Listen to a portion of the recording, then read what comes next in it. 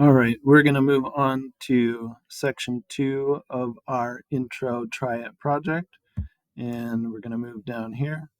We're going to make the star in the overlapping circles. So let's make the star first. We're going to click and hold down on those shapes over there. We'll get the star tool. Going to click and drag and make a star. And we want our star to have this gradient on it.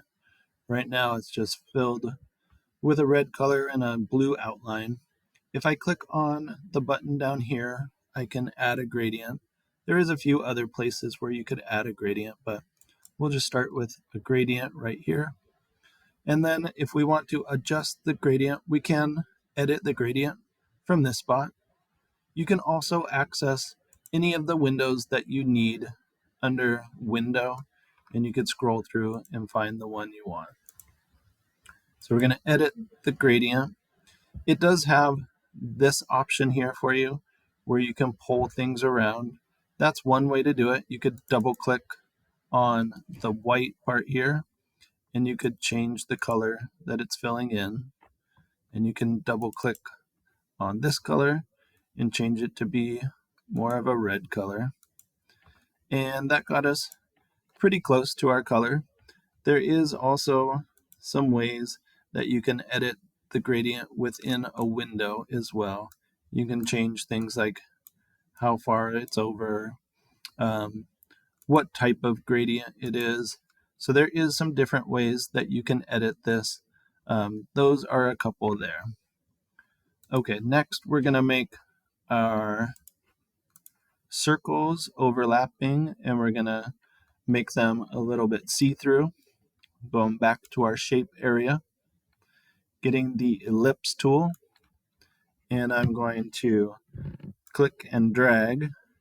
If I hold down Shift on my keyboard, it's going to force it to be a perfect circle. It's not going to be an oval. So I'm going to hold Shift, and I'm going to change my circle to be filled in with an orange color. Filled in with orange, and these don't have any outline. So I'm going to go up to the stroke area, and the one with the red line through it means no outline, no stroke on there. And we are going to copy this over. You could definitely do a copy and paste. Another way to do it is to use your selection arrow, hold down Alt on your keyboard, click and drag, and now we have two of them. So we have two different shapes here that are both selected.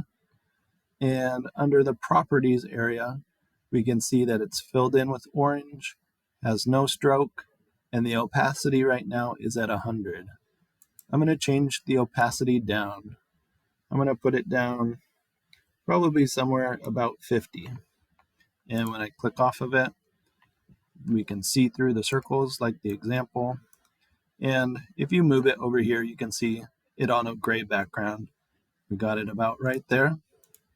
And that should do it for this section.